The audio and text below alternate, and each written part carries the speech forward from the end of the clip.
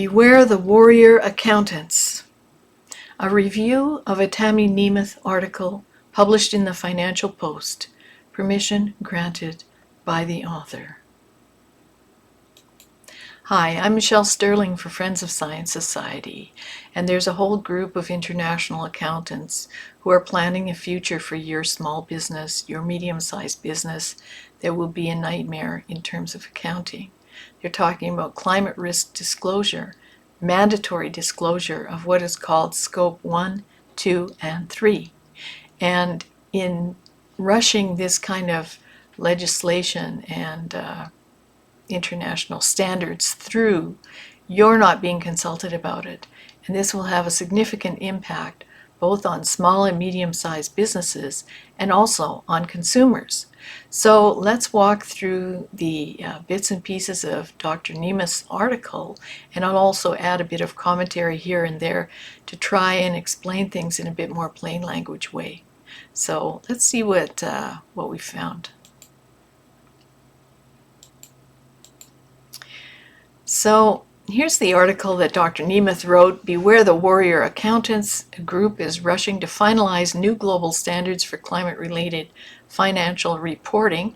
Here's Mark Carney. Maybe you remember that he promised that firms that didn't go along with climate change would go bankrupt, and it seems like that's what they're trying to do here. Former Bank of Canada, Bank of England Governor Mark Carney said that he supported the ISSB working at light speed to bring in the new global accounting language within 12 months. So we'll be finding out what the mysterious ISSB and all the many other alphabet associated organizations are as we go through this. So the ISSB has 14 people who are deciding your fate. And here's what Dr. Nemeth wrote. Meetings took place in Montreal last week that will profoundly alter how Canadian businesses operate and fundamentally transform Canada's economy. The International Sustainability Standards Board, ISSB, a group of 14 people from regions around the globe, is rushing to finalize the first 2 sustainability and climate related of 6 building blocks for new global standards for climate-related financial reporting. The what? Who? ISSB. What's that? Well, you've never heard of them, have you? I haven't. About the ISSB, the International Sustainability Standards Board is an independent, private sector body that develops and approves IFRS sustainability disclosure standards. The ISSB operates under the oversight of the IFRS Foundation. The ISSB was formed in 2021 following 2 consultations on the demand for global sustainability standards and what role the foundation might play in the development of such standards on proposed amendments to the IFRS Foundation Constitution that would enable the creation of a new Sustainability Standards Board under the governance of the Foundation. So, like many of these kind of global entities, like the Carbon Disclosure Project, the UNPRI, the United Nations Principles for Responsible Investment, we have these transnational, unelected, unaccountable bodies who are coming up with all kinds of rules and regulations that will directly affect you, but you're not directly involved in responding to any of this. And of course, they make up all these names that are alphabet names in the end, so that for people who are not involved directly in this, it's very difficult to figure out who's in charge of what. Now, why is this private organization setting public policy in Canada? You know, who benefits? Well, let's go on and see what else I found here. So here's the 14 people. I've never heard of them. Have you?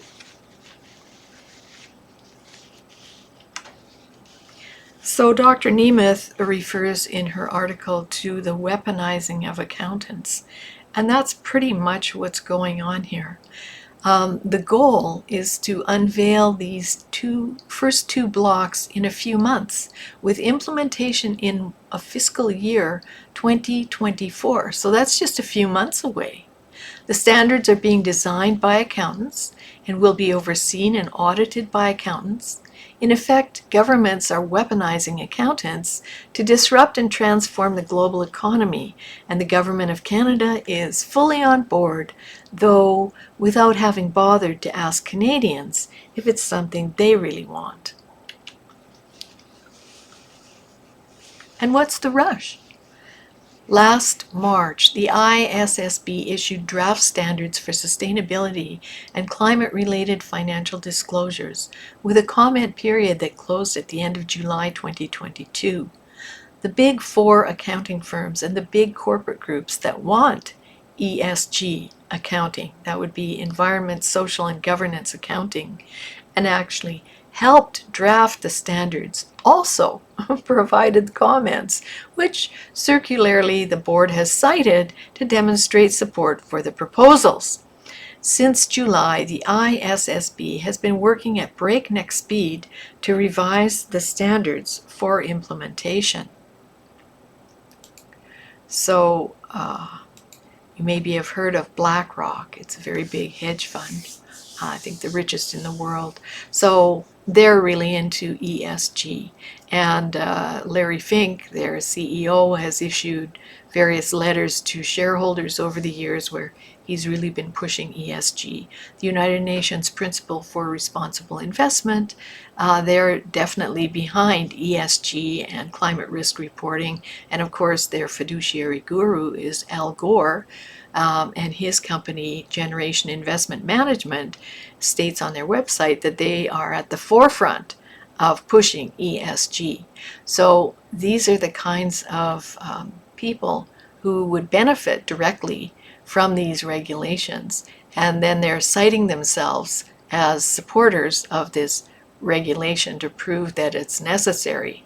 That just to give you a bit of insight there.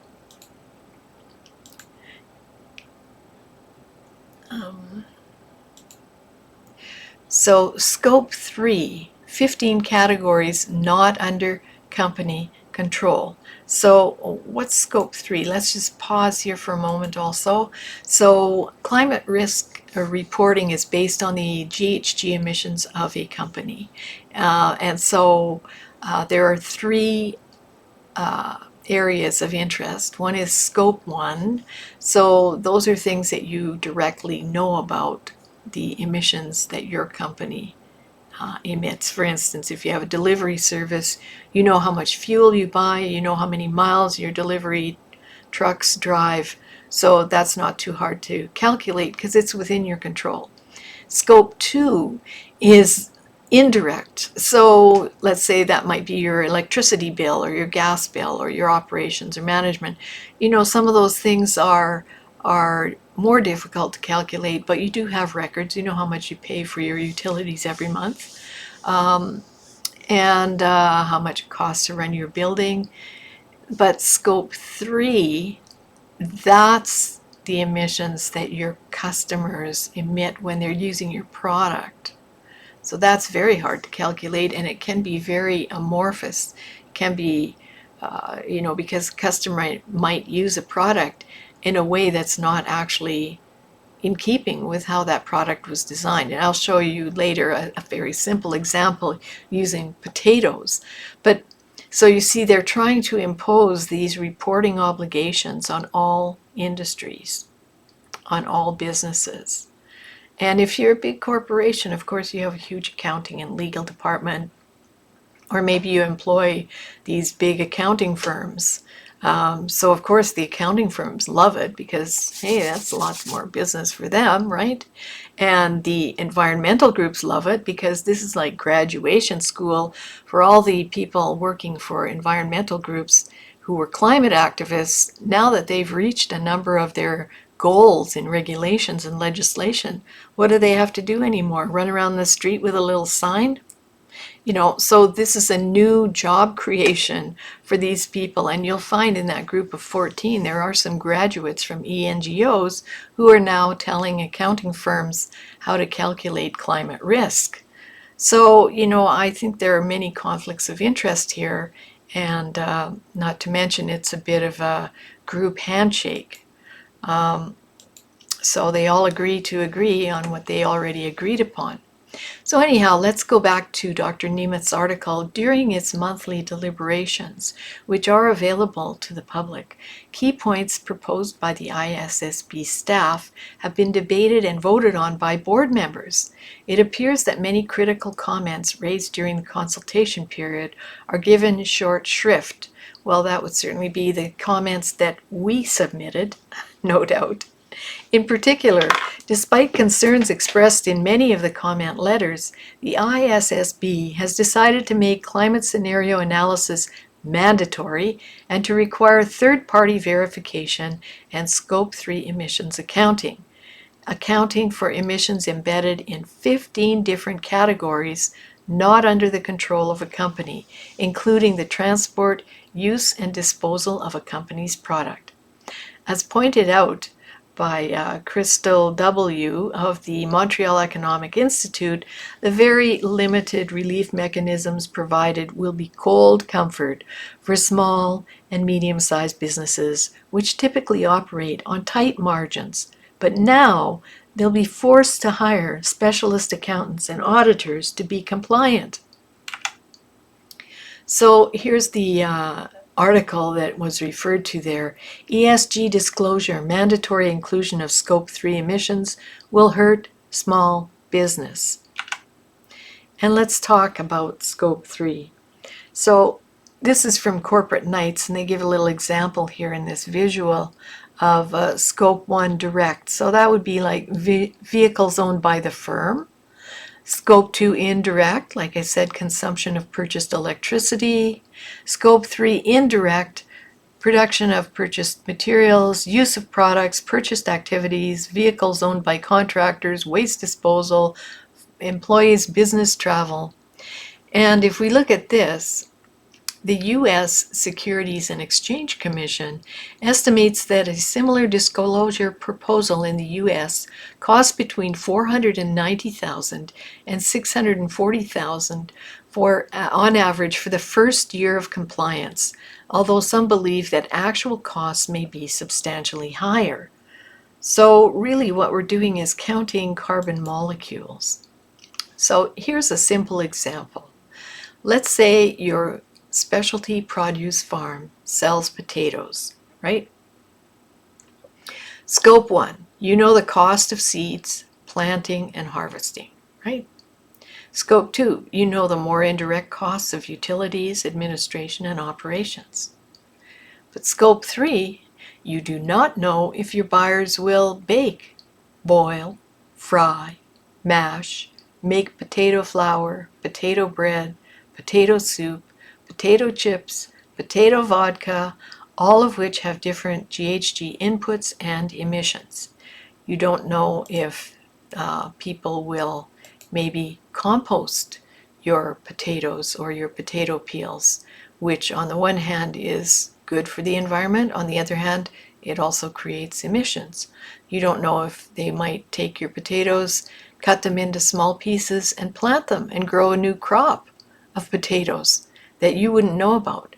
And the problem with all of these complex rules is that they're also trying to implement legally binding requirements so that if you incorrectly report on something that's even not within your control, there may be some legal or regulatory impact, consequences, which are not known yet, but and they're trying to push it through to be active in 2024. So you might get a big surprise in 2024 with this sudden demand for certain kinds of climate risk accounting, which you haven't put in your budget for this year, and suddenly it becomes mandatory. So let's continue. Things like water stress data, fresh or recycled. So Dr. Nemeth goes on and says criticisms of a requirement to provide water stress data also went unacknowledged. Instead, the ISSB made a significant change with respect to water by removing the distinction between the fresh water an entity uses and the total water it draws. This has important implications for mining and oilfield service companies, many of whom have worked hard to reduce the fresh water used in their operations. Previously, a company might have low freshwater number because it primarily used recycled water. The standards, as originally proposed, would have allowed it to differentiate the two. The wording change means it can no longer show or get credit for how much water it recycled in its operations. And we're moving at light speed. Working at light speed? Why? Normally, in this type of international standard setting, a revised draft would be issued and another round of comments solicited in order to smooth out potential shortcomings.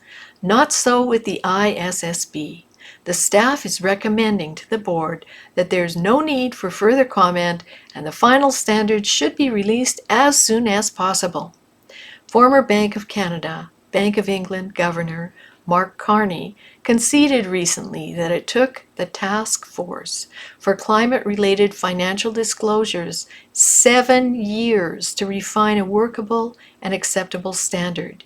Yet, he said he supported the ISSB working at light speed to bring in the new global language within 12 months. Seems like there's a lot of tunnel vision going on. And the train is out of control, funded by the feds. So why the rush?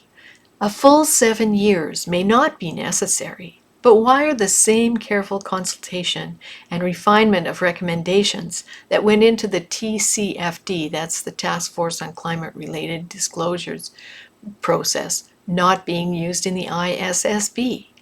And why does Canada's federal government care so much about this? It is paying a minimum of $8 million over 3 years to support the ISSB office in Montreal. It has created a Canadian Sustainability Standards Board to work in lockstep with the ISSB to ensure seamless implementation of the new global baseline in Canada. And it has representation on various ISSB advisory forums. The process is barreling along like a train out of control, with few Canadians who aren't accountants aware that it's coming. Climate warrior accountants will change your life. You should have a say. So this is how Dr. Nemeth wraps up her article. The last time accountants had so much power to set the course of events was when U.S. Defense Secretary Robert McNamara and his whiz kids brought modern technocratic analytics to the war in Vietnam. That did not end well. The climate warrior accountants aren't planning a literal war, but the oversight they are proposing will fundamentally alter how the businesses that generate our incomes and living standards operate. We need to slow down and have an open, honest conversation about whether adopting this new global language is in Canada's national interest. Well, let's find out who benefits. So that was Tammy's article, and that gives you kind of an overview of what's happening. But now I want to walk you through some of the aspects of who's who, who's connected to who benefits and who will lose and why. So this might also give you a clue as to why there's kind of a big rush to get it through. Let's have a look.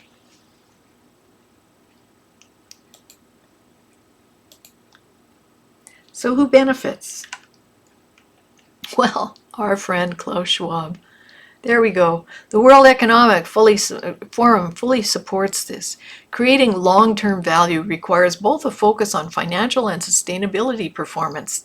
This means we need tools for measuring sustainability performance just as we have for financial performance. The World Economic Forum and its private sector coalition made a contribution on this front, proposing a core set of stakeholder capitalism metrics. Oh, so we are pleased that this effort will provide a basis for the technical work of the ISSB. We look forward to continuing our partnership with the IFRS Foundation in support of the ISSB during its establishment and as it delivers on its historical mandate. Well, there we are.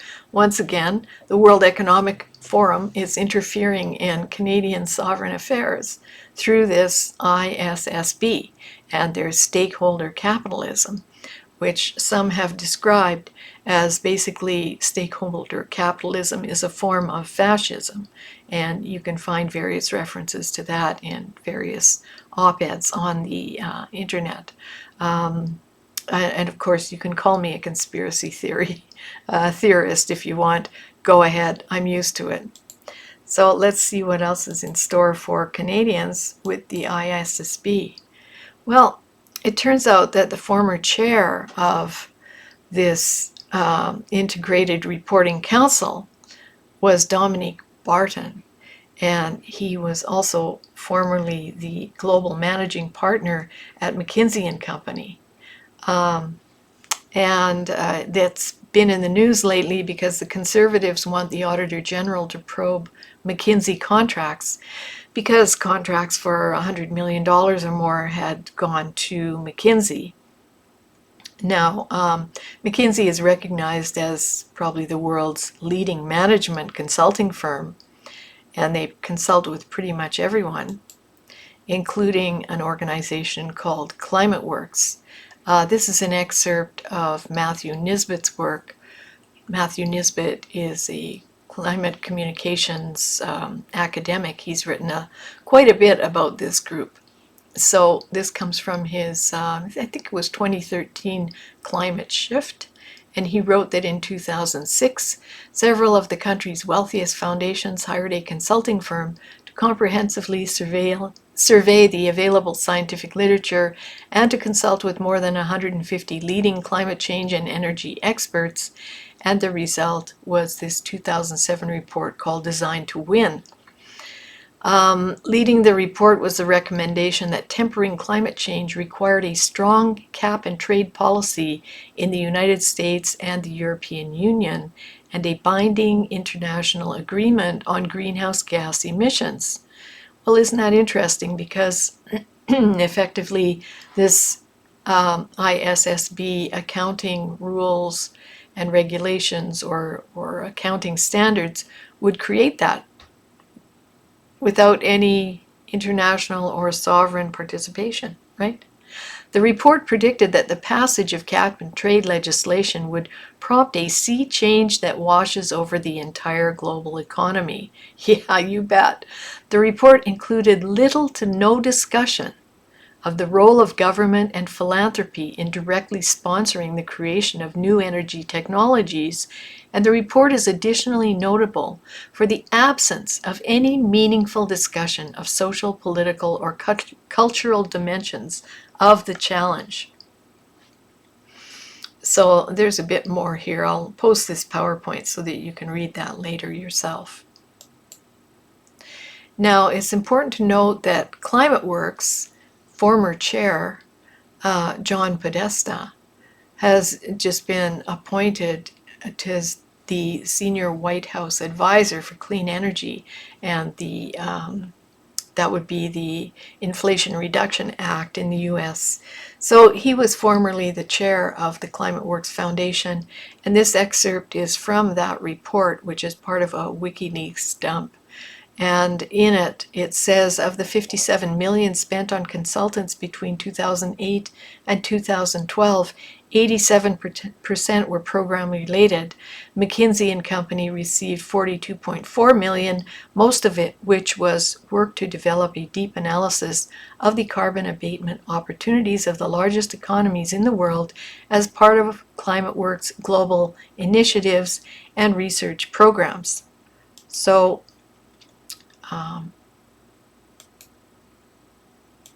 just to be clear, as Chrystia Freeland likes to say, these are unelected, unaccountable, very wealthy, very powerful philanthropies who are basically evading or avoiding domestic sovereignty, and their chosen method, as described in Design to Win, is that they fund environmental groups, local environmental groups, to agitate for certain policies, to make it look like there's a grassroots demand. And then governments say, well, I guess we must have thousands of people who really want a carbon tax. We better implement one. So that's their modus operandi. But it's outside domestic sovereignty. It's outside the democratic forum where normally taxpayers and voters would be offered a chance to say yes or no, we don't want this policy. And I'm not saying that they're doing anything illegal. I can't speak to that at all. But what I am saying is that big changes are being made in climate and energy policies by these very powerful, very wealthy, influential philanthropies and their huge, vast network of environmental non-governmental groups, most of which are tax-subsidized charities. So you're actually funding this stuff behind your back. You don't even know it, right? So, and now they want to entirely change the field of accounting and climate risk reporting in ways that will negatively impact small and medium-sized businesses and certainly consumers as well. Because costs will go up dramatically. So who stands to lose? Well, small business, medium-sized business. This will be a crushing blow. Small and medium-sized businesses are the lifeblood of democracy and our economy. And these rules they're trying to ram them through by 2024. It's only a few months away. The ISSB standards will facilitate greenwashing while destroying small, medium-sized enterprises. And from US research, this disproportionately burdens small businesses relative to the larger competitors. The Competitive Enterprise Institute's Wayne Cruz estimates that the current total cost burden of U.S. federal regulation comes to nearly $2 trillion a year. The SEC's own estimates suggest that overall cost of disclosure and compliance for public companies will rise from approximately $3.8 billion per year to over $10.2 billion, a more than 250% increase based on this rule alone. Now, we submitted a comment to the IFRS, which is one of the parent bodies of the ISSB, and this was submitted in July of 2022. And I'll show you some of the rationale later in this presentation. And we also issued a commentary on Integrity Matters. This is Catherine McKenna's high-level group, where they're claiming that they want to stop greenwashing. And greenwashing is when a firm pretends that it's doing something green and good for the environment, but it actually is not. And there are laws in place via the Competition Bureau to prevent that. But it's interesting that, for instance, in the world of climate risk reporting, if you have a wind or solar farm, this is considered to be environmentally, socially, and governance-wise to be a very positive thing, when in fact the wind turbine blades cannot be recycled. The solar panels cannot be recycled. They are often given a pass on environmental impact assessment, and rarely is there a requirement to decommission or take down and environmentally manage the project at the end of its useful life. So we find that a lot of these wind and solar projects are being flipped between companies, because every time a company picks one up, it gives a little bit of green tinge to their corporate image. They do get some, often they get tax credits for it. They often get to use renewable energy credits provided by it. And that's all part of the carbon trading market and the climate risk disclosures market. But in reality, it's not environmentally, socially, or governance friendly, right? It lacks integrity. So this is the true irony of all of this hoop jumping that people are going to be put through, is that at the top of the pile, these people are pretending that they're doing things that are green and good for the planet, but they're actually bad for the planet and not good for anyone. A lot of the devastation in China comes from the fact that rare earth minerals are mined there with almost no environmental regulations whatsoever. But we don't see that here in North America. All we see is a white wind turbine, and it looks so pretty and clean, but it's not. So a great deal of green hypocrisy going on here in the world of sustainability accounting. And why is it greenwashing? Well, there is undue influence. So this is an article in Forbes by Roger Pielke, How Billionaires Tom Steyer and Michael Bloomberg Corrupted Climate Science. And basically he writes that they issued a report called Risky Business, which concentrated on this scenario called RCP 8.5. And that risky business scenario, that risky business report, and the 8.5 scenario proliferated throughout the financial and scientific communities, when in fact it's an implausible scenario. It would require that we'd be using 4 times the amount of oil in the world that we presently are. So that's impossible to do. That we'd be using 7 times the amount of coal that we presently use. Also impossible. That there would be 3 billion more people in the world. In fact, around the world, global populations are collapsing due to boomers like me. We're all going to be gone soon. So, it's a completely implausible scenario. And yet this is what banks, like the Network for Greening the Financial System, Bank of Canada, all the big banks, they're all relying on this implausible scenario. And Roger Pielke Jr. also shows that RCP 6 is not a plausible scenario. So if you take those away, there's no climate emergency, right? But it was pitched to the world by these guys and a group of ENGOs, and this is where the climate emergency thinking comes from, but there's no real climate emergency. So since there is no climate emergency, we do have time to develop new energy solutions. We don't have to rush into it. We certainly don't need these climate risk reporting accountability standards. Just to be clear, there's no 97% consensus. It's a social proof and a math myth. So maybe you remember from Al Gore's movie, he stood there and said 0 scientists disagreed with anthropogenic global warming. But Dr. Benny Peiser reran Oresky's research, and he showed that only 13 of the papers explicitly agreed, and most of them had no position. So 13 explicitly agreed with human-caused global warming. 322 implicitly endorsed it, but they were focused on impacts.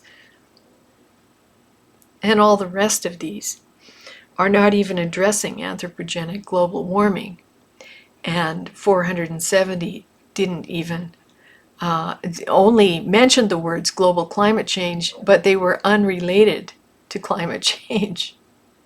They just included those words. So if you want to know more on that, you should read our report, 97% Consensus, No Global Warming Math, Myths, and Social Proofs. It's an oldie but a goodie. We wrote it back in 2014. So just to be clear, there's no climate emergency. There was a report issued in 2018 called IPCC SR 1.5, and it was an interim report which was supposed to show policymakers what would happen if there was only a 1.5 degree increase in warming rather than a 2-degree increase. And it came up with some catastrophic results according to the press. But when asked, the co-chair of the report said, "Glad to clear this up," James Skea, co-chairman of the report and professor of sustainable energy at Imperial College London, told the Associated Press. "The panel did not say we have 12 years left to save the world." He added, "The hotter it gets, the worse it gets, but there's no cliff edge." And Christy L. Eby, director of Center for Health and Global Environment, also said, "The report never said we have only 12 years left." So when people tell you that, oh, we've only got now 6 years left, that's wrong too. There's no climate emergency. There's no cliff edge. And CO2 is not a control knob that can fine-tune climate. And this is a commentary from Dr. Judith Curry, which was written in 2014. And it's interesting to note that in 2013, the Intergovernmental Panel on Climate Change issued their Physical Sciences report in the fall, and in it they said there had been no statistically significant global warming for the past 12 years, which was before the Kyoto Accords were ratified. That was the forerunner to the Paris Agreement. So everyone was saying, oh, global warming is going to kill us. We have to have the Kyoto Accord, which is kind of like Paris. And it was ratified, and yet there was no statistically significant warming for 12 years. So a few months after that, Dr. Curry testified to the U.S. Congress or Senate that in her view, having reviewed the Physical Sciences report and the evidence, that carbon dioxide is not the control knob that can fine-tune climate, meaning stopping or cutting back on carbon dioxide is not going to change climate. Now, it was after that that the green billionaires wrote their report claiming that there was a catastrophic future and using the implausible RCP 8.5 scenario. And it's interesting that they proliferated that throughout the financial community, and then along the line the scientific community picked up this RCP 8.5, partly probably because they got more grant funding, but partly also because it does show a broader separation of factors. And this is a set of scenarios where you enter in, well, what would happen if we used more coal?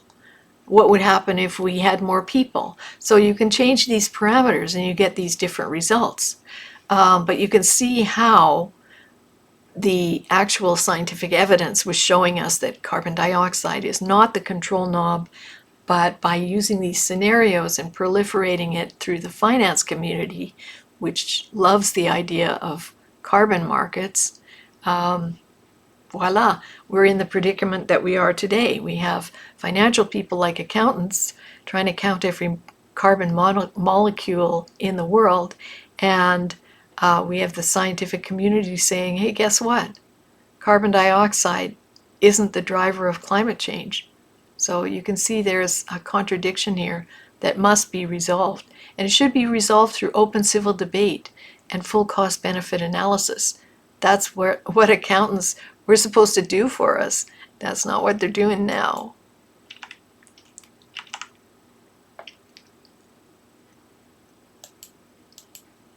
So there's a group called Clintel, the Climate Intelligence Group out of the Netherlands. That's where they're based.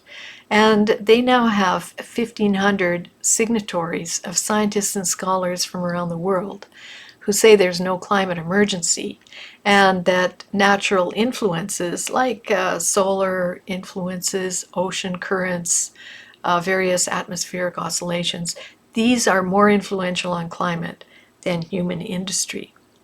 So, like I said, there's no consensus. So we have to beware of the warrior accountants, because these unelected, unaccountable international accountants should not be setting public policy for you in Canada. There's no climate emergency. We do have time. We got to stop this crazy freight train. So I hope that you'll consider joining us, maybe giving us a donation. We stand for open civil debate and full cost-benefit analysis on climate and energy-related policies. This is our website here, friendsofscience.org. You can send us an e-transfer if you'd like, contact at Friends of Science, or you can go to our website, you can donate here, or you can join here.